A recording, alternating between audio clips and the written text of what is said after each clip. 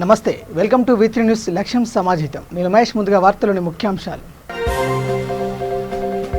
పలు రాష్ట్రాలకు కొత్త గవర్నర్లు. మిజోరాం గవర్నర్గా ఖమ్మంపాటికి అవకాశం.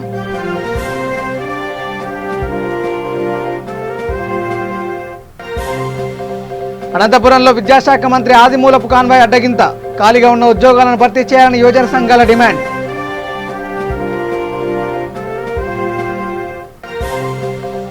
చిత్తూరు జిల్లా పుంగనూరులో రోడ్డు ప్రమాదం. 15 మందికి తీవ్ర గాయాలు.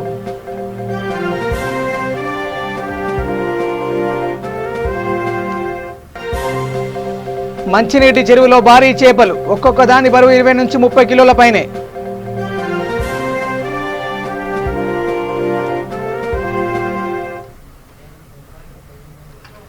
ఇక డీటెయిల్ చూస్తే రాష్ట్రపతి రామ్నాథ్ కోవింద్ పలు రాష్ట్రాలకు కొత్త గవర్నర్ను ప్రకటించారు. దీంట్లో భాగంగా ఏపీకి చెందిన బీజేపీ నేత, లోక్సభ మాజీ సభ్యుడు ఖమ్మంపాటి హరిబాబును మిజోరాం రాష్ట్రానికి గవర్నర్గా ప్రకటించారు. ఖమ్మంపాటి హరిబాబు 2014 సార్వత్రిక ఎన్నికలలో బీజేపీ తరపున గెలిచారు. గతంలో ఏపీ బీజేపీ అధ్యక్షుడిగా పనిచేశారు. ప్రత్యేక ఆంధ్ర రాష్ట్ర ఏర్పాటు కోసం సాగిన జై ఆంధ్ర ఉద్యమంలో విద్యార్థి నాయకుడిగా తన వంతు పాత్ర పోషించారు. తనకి అవకాశం ఇచ్చిన రాష్ట్రపతి రామ్నాథ్ కోవింద్, ప్రధాని మోడీలకు హరిబాబు కృతజ్ఞతలు తెలియజేశారు.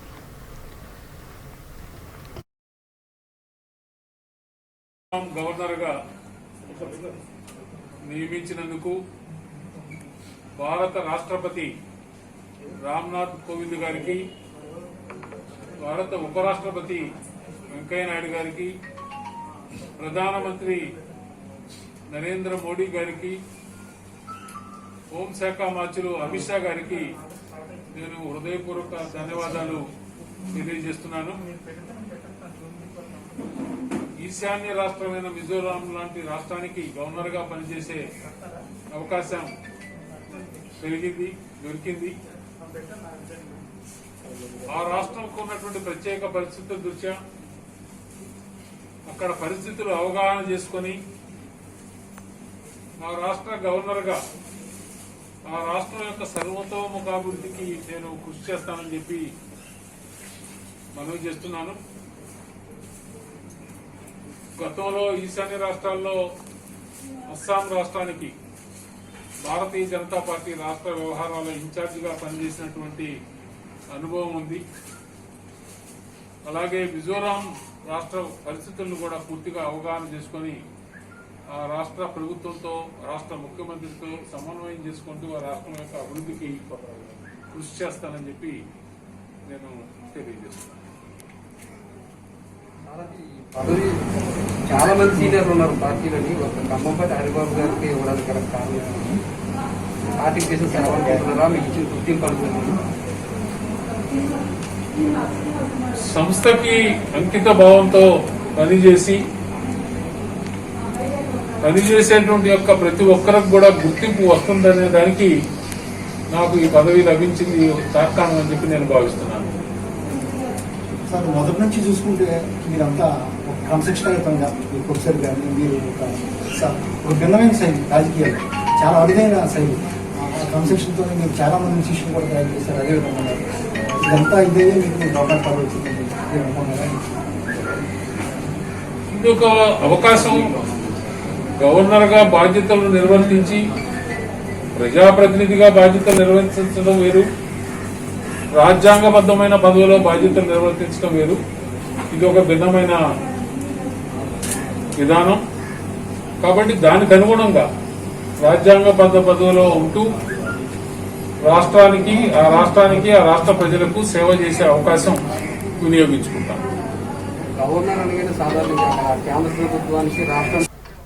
ఏపీ విద్యాశాఖ మంత్రి ఆదిమూలపు సురేష్కు చుక్కెదిరైంది. అనంతపురం వచ్చిన ఆయన కాన్వాయ్ వివిధ యువజన సంఘాలు అడ్డుకున్నాయి. కార్యక్రమంలో ఏఐఎస్ఎఫ్ నేత మనోహర్, ఎస్ఎఫ్ఐ నేత సూర్యచంద్ర, డివైఎఫ్ఐ నేత రమేష్, ఎన్ఎస్యుఐ నేత పులిరాజు, పీడీఎస్యు నేత రవీంద్ర పాల్గొన్నారు. ఈ సందర్భంగా వారు మాట్లాడుతూ నిరుద్యోగులను మోసగించిన ప్రభుత్వంగా వైసీపీ ప్రభుత్వం చరిత్రలో నిలిచిపోతుందన్నారు. ప్రతిపక్షంలో ఉన్నప్పుడు రాష్ట్రంలో నిరుద్యోగ నిర్మూలిస్తామంటూ హామీ ఇచ్చిన విషయాన్ని గుర్తు చేశారు.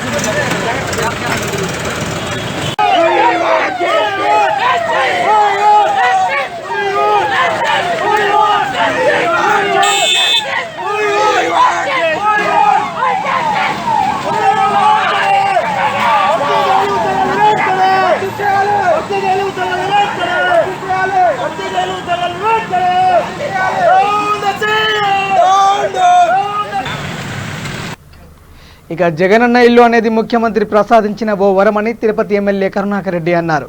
చంద్రగిరి మండలం ఎం కొత్తపల్లి వద్ద జగనన్న ఇళ్ల స్థలాలకు జియో ట్యాగింగ్ కార్యక్రమం జరిగింది. ముఖ్య అతిథులుగా Tirupati MP Gurumurthy, mayor doctor Sirisha, commissioner Girisha తదితరులు పాల్గొన్నారు. ఈ సందర్భంగా శాసనసభ్యులు కరుణాకర్ రెడ్డి మాట్లాడుతూ పేదవాడి సొంతింటి కలను సాకారం చేయడమే సీఎం లక్ష్యమన్నారు.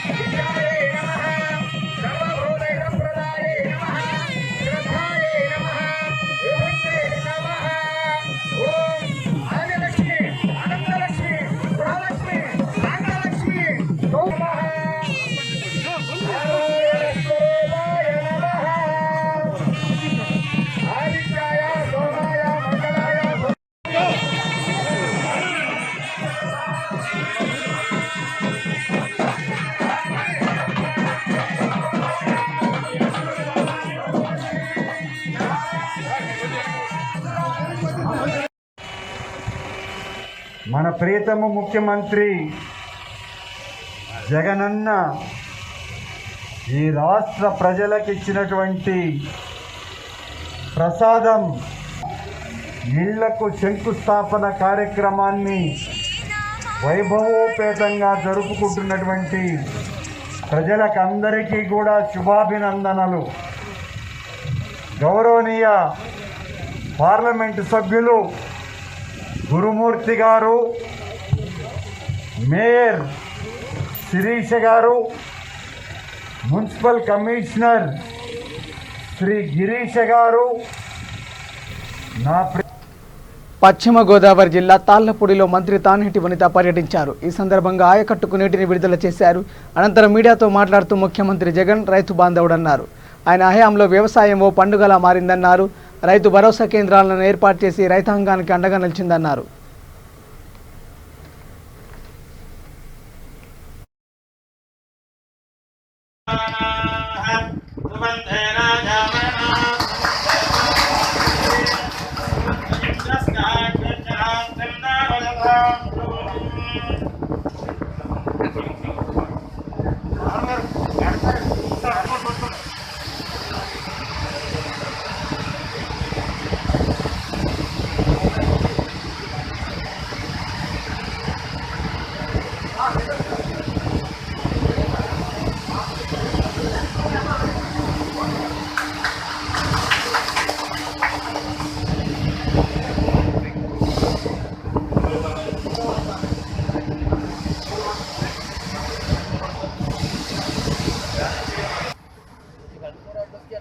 మీరు వెనక్కి రావాలి, కొద్దిగా వెనక్కి రావాలి మేడం. ఒకసారి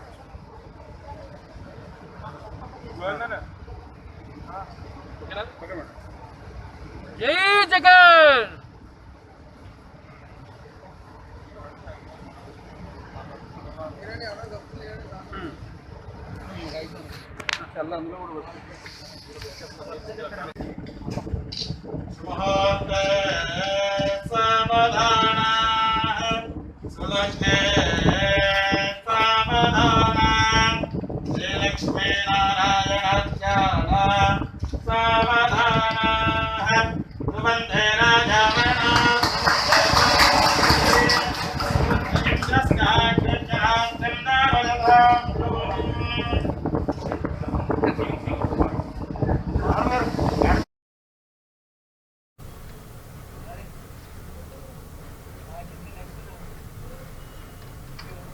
ఇక ఇంటర్ వెన్పనల్ పల్మనాలజీలో విశాఖపట్నంలోని కేర్ హాస్పిటల్స్లో ముందుందని chief operating officer doctor Vishal Goyal పేర్కొన్నారు.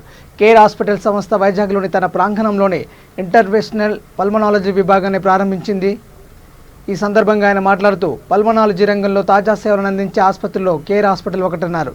కార్యక్రమంలో ఆసుపత్రి వైద్యులు పాల్గొన్నారు. ఈ ఇంటర్వెన్షనల్ పల్మనాలజీ డిపార్ట్మెంట్లో యూజువల్గా మనం డీల్ చేసేవి ఏంటంటే ఇది ఒక చాలా మినిమల్ ఇన్వేజివ్ ప్రొసీజర్స్ ఉంటాయండి.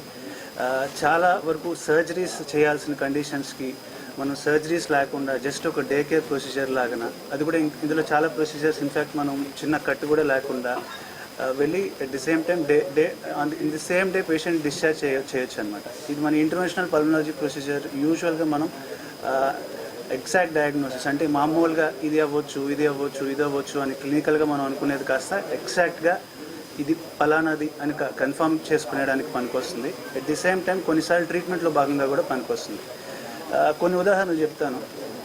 యూజువల్గా మనకి లంగ్ బయోప్సీ పాత రోజుల్లో మొత్తం లంగ్ ఓపెన్ చేసి సర్జరీ లాగా చేసి బయోప్సీ చేయాల్సి వచ్చి ఉండేది. ఇప్పుడు మనం బ్రాంకోస్కోపీ అంటే ఎండోస్కోప్ లాగానే ఊపిరితిత్తుల లోపలికి వెళ్ళేది బ్రాంకోస్కోపీ అని అంటాము. ఒక చిన్న కెమెరా వేసుకొని లోపలికి ట్యూబ్ లాంటి దాంతో కెమెరా వేసుకొని ఊపిరితిత్తుల లోపలికి వెళ్తాము.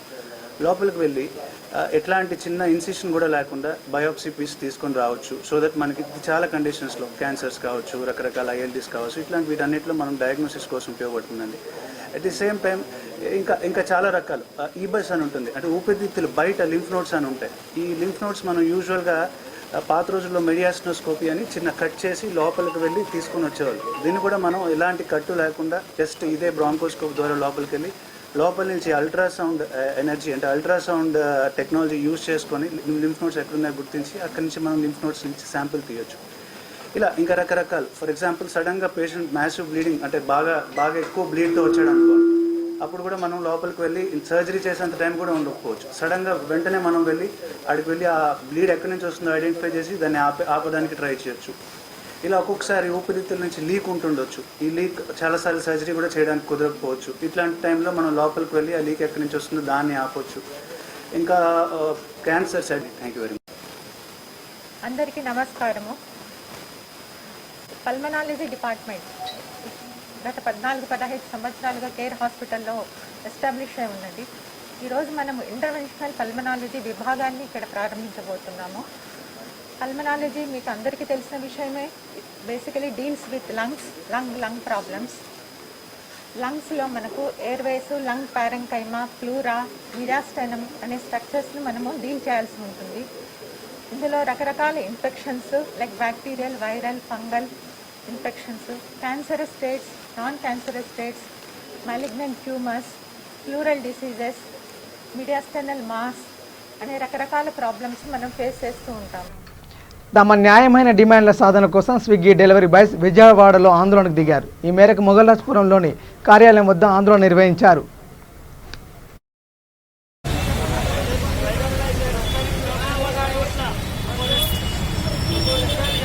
మనబడి రాధాకృష్ణ అండి. నేను 10 నెలల నుంచి స్విగ్గీలో డెలివరీ పార్ట్నర్గా చేస్తున్నాను. మాకు కిలోమీటర్కి 4 రూపాయలు ఇస్తున్నారండి. కిలోమీటర్కి 3 రూపాయలు పెట్రోల్ కాస్ట్ అవుతుందండి. ఓన్లీ 1 రూపాయి మిగులుతుంది మాకు. మా పే అవుట్ని 20 రూపాయల నుంచి 35 రూపాయలు చేయాలని మేము డిమాండ్ చేస్తున్నామండి.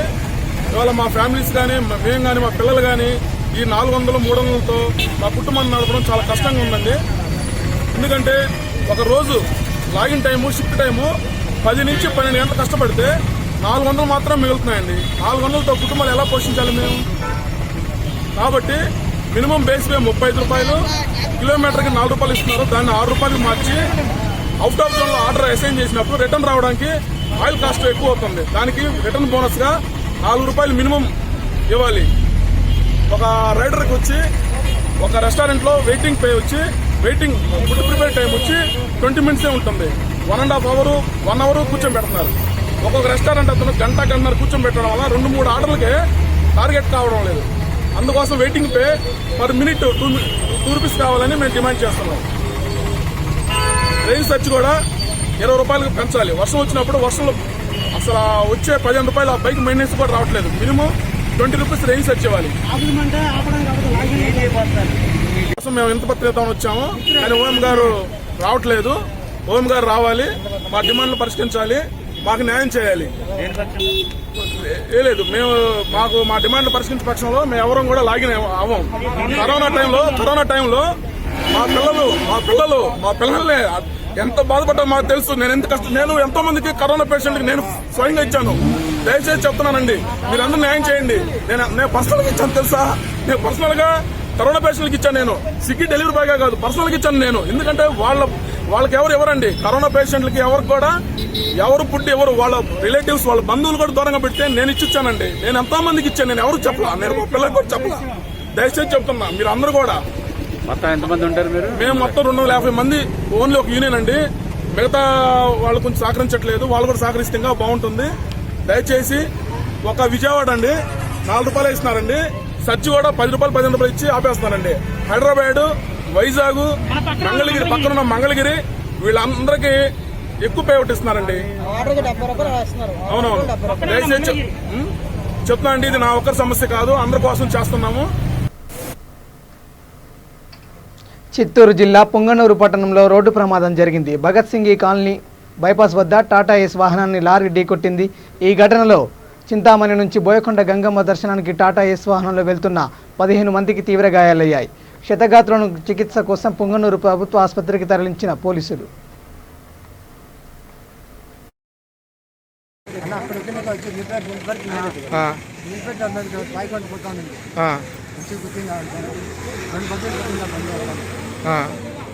పదహైదు మంది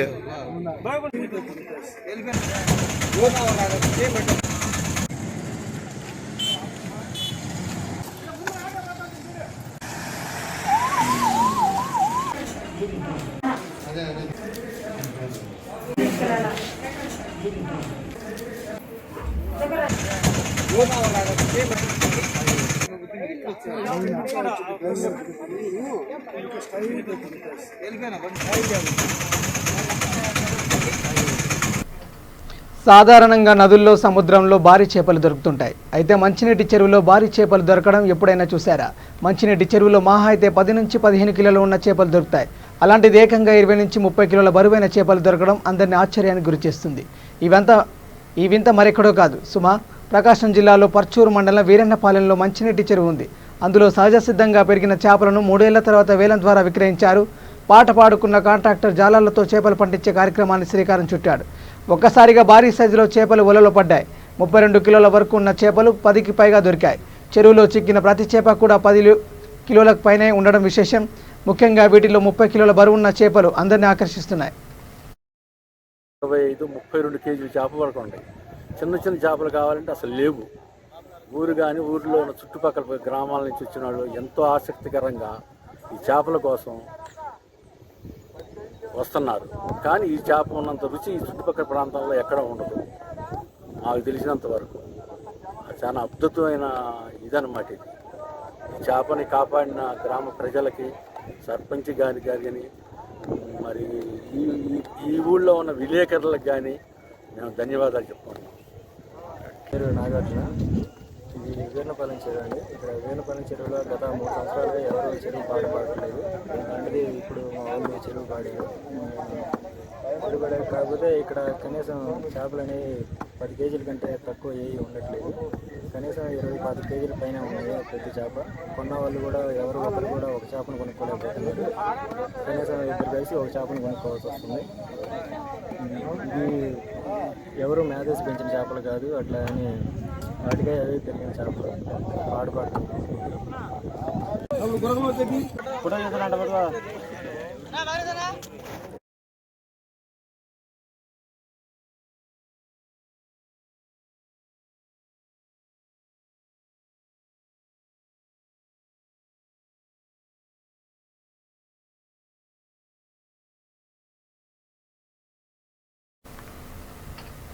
తూర్పుగోదావరి జిల్లా చింతూరు సర్కిల్ పోలీసులు గంజాయి రవాణాపై ఉక్కుపాదం మోపారు. ఉన్నతాధికారుల ఆదేశాల మేరకు మోతుగూడెం సబ్ ఇన్స్పెక్టర్ సత్యబాబు తన సిబ్బందితో వాహనాల తనిఖీ నిర్వహించారు. అదే సమయంలో అక్కడికి వచ్చిన డీసీఎం వాహనాన్ని తనిఖీ చేశారు. అందులో ఖాళీ ప్లాస్టిక్ టైల మాటున ఉంచిన 2160 కేజీల గంజాయిని పట్టుకున్నారు. దీని విలువ సుమారు 64 లక్షలు ఉంటుంది.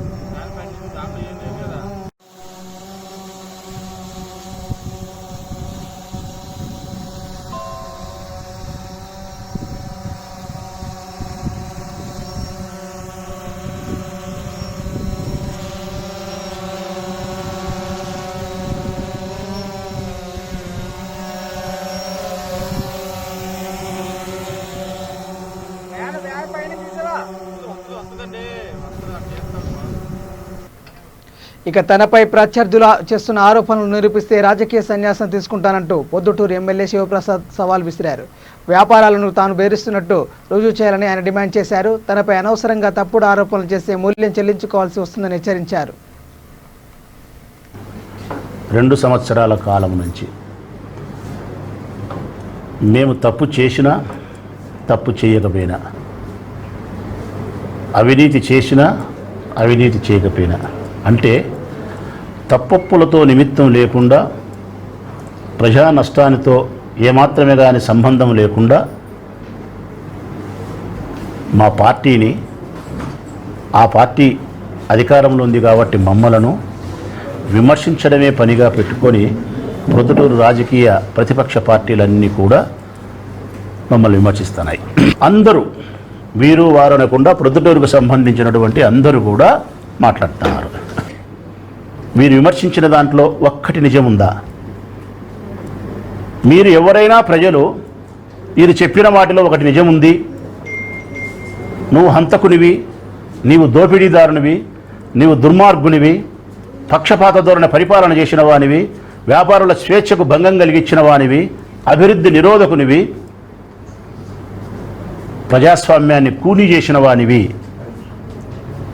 అని ఏ ఒక్క ప్రజైనా నా నియోజకవర్గంలో చెబితే చెప్పిన మరుక్షణం ఈ పదవి నుంచే తప్పుకుంటా, రాజకీయాల నుంచే తప్పుకుంటా. నా జీవితం అంతా 23 సంవత్సరాలు మీ దౌర్జన్యాలను తట్టుకునేదానికి, నన్ను నా వాళ్ళను కాపాడుకునేదానికి, నా ఆర్థిక ఇబ్బందులు పేదరికం నుంచి రాజకీయం చేయడానికి నేను వన్నే తిప్పలకు, కష్టాలకు 23 సంవత్సరాల సమయం సరిపోయింది పెద్దలారా, ప్రజలారా. అంటే 23 సంవత్సరాలు నేను పెత్తనం చేయడానికి అవకాశం లేని మనిషిని ఏ విధంగా దోపిడీ చేసినా, ఏ విధంగా దౌర్జన్యం చేస్తా, ఏ విధంగా నిష్పక్షపాత పాలన చేయకుండా వేరే పాలన అసలు పాలన చేసే అధికారమే నాకెక్కడొచ్చింది? నా అన్న సంపాదించిన ఆస్తి ఈ ప్రజాసేవ కోసం తమ్మునికి అందించినప్పుడు, నా అన్న సంపాదించిన ఆస్తిని హారతి కర్పూరంలాగా నేను ఖర్చు చేసి ప్రజలకు పెట్టినప్పుడు, పేదరికం లేక మేము నెట్టబడినప్పుడు మీకు కనిపించలేదా? మేము భూములు అమ్మినేది కనిపించలేదా? అప్పులు పాలైనది మీకు కనిపించలేదా? మా ఆస్తులమ్మి ప్రజలకు మేము సేవ చేసినది మీకు కనిపించలేదా? వడ్డీలు రుణాలు కనిపించలేదా? వాటర్ ట్యాంకులు కనిపించలేదా? పెళ్ళిళ్ళు కనిపించలేదా? పేరంటాలు కనిపించలేదా? ఇప్పుడు అడుగుతానా నేను, ఈ ప్రొద్దుటూరు నియోజకవర్గంలో నేను ప్రారంభం నాటి నుంచి 1996 నుంచి 2021 ఈనాటి వరకు ఈ క్షణం వరకు ఏ ఒక్క వ్యాపారస్తుని నేను బెదిరించినాని కానీ, ఏ ఒక్క వ్యాపారస్తుని యొక్క స్వేచ్ఛకు భంగం కలిగించినాని కానీ, ఒక్క వ్యాపారస్తులతో పెట్టుబడి పెట్టి వ్యాపారం చేసి తగాదాలు వచ్చినాయని కానీ, వారి ఆస్తికి, వారి స్వేచ్ఛకు, వారి జీవనానికి, వ్యాపారానికి నేను భంగం కలిగించినానని ఒక్క వ్యాపారస్తుడు చెబితే నట్టి నడిబొడ్డు శివాలయంలో ఉరి వేసుకుంటా. నట్టి నడిబొడ్డు శివాలయంలో నేను కొలిసే అత్యంత పవిత్రమైన శివపార్వతుల సాక్షిగా చెప్తానా, ఒక్క వ్యాపారస్తుడు చెప్పినా కూడా నేను ఇంతవరకు ఒక హత్య చేయలే, ఒక హత్య చేయమని చెప్పలే, ఒక్క దుమ్మి చేయలే, ఒక్క దోపిడీ చేయలే, ఒక్క వ్యాపారస్తులకు ఇబ్బంది కలిగించలే, ఒకరి స్వేచ్ఛకు భంగం కలిగించలే. నాకు తెలిసింది నా రాజకీయ జీవితంలో నేను నమ్మి ఏ సిద్ధాంతంతో అయితే ప్రయాణం చేస్తూ ఉన్నానో ఆ ప్రయాణానికి కట్టుబడి నేను ప్రయాణం కొనసాగించిన వాడినే తప్ప ఈ పదవి కోసమని ప్రయత్నం చేసిన వాడిని కాదు. ఈ ఎమ్మెల్యే పదవి కూడా ప్రజలారా నేను ఆకాంక్షించి సాధించుకునే పదవి కాదు. బులెటిన్ ముగించే ముందు హెడ్లైన్స్ మరోసారి. నా రాజకీయ ప్రయాణంలో పలు రాష్ట్రాలకు కొత్త గవర్నర్లు, మిజోరాం గవర్నర్గా కంభంపాటికి అవకాశం.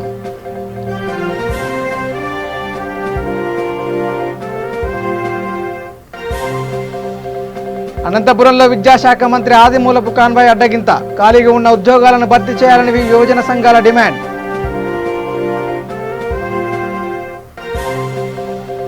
చిత్తూరు జిల్లా పుంగనూరులో రోడ్డు ప్రమాదం, 15 మందికి తీవ్ర గాయాలు.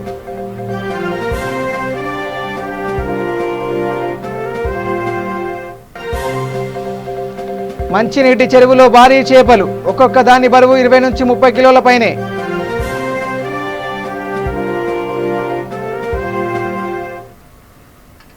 ఇవి bulletin updates. Keep watching V3 news. లక్ష్యం సమాజితం. నమస్కారం.